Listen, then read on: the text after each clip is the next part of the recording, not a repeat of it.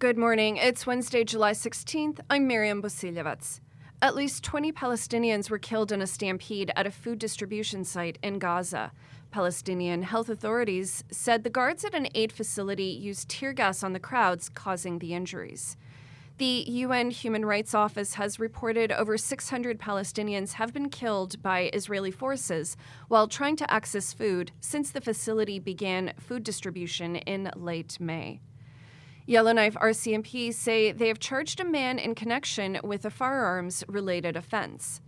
Municipal enforcement closed a portion of Gitzel Street Friday afternoon following reports a man made threats with a firearm at a temporary day shelter.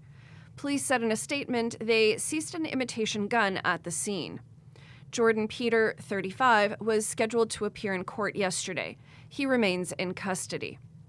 The city of Yellowknife says it will start checking compost carts to improve the effectiveness of the composting program.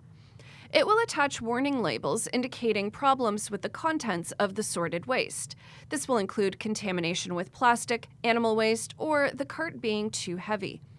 A municipal report showed only about half of the city's homes with green compost carts used them last year.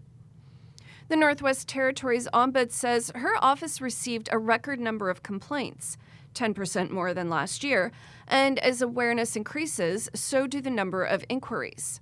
The report included the results of an investigation into a long-term care facility in Norman Wells, as well as the handling of a whistleblower complaint with the Department of Finance. The Ombud attributed the rise to outreach and education efforts, particularly in smaller communities in the Beaufort Delta and Sahtu. For more information, visit CabinRadio.ca. One of Canada's most distinguished museum professionals was honored with the Order of Canada, and he served as the first museum director at the Yellowknife-based Prince of Wales Northern Heritage Centre. Robert Janes said that the museums have a responsibility to step up and can better serve communities in the face of critical societal issues. He was the NWT Museum's director in the late 1970s and 80s. And Environment Canada issued a heat warning for Fort Smith.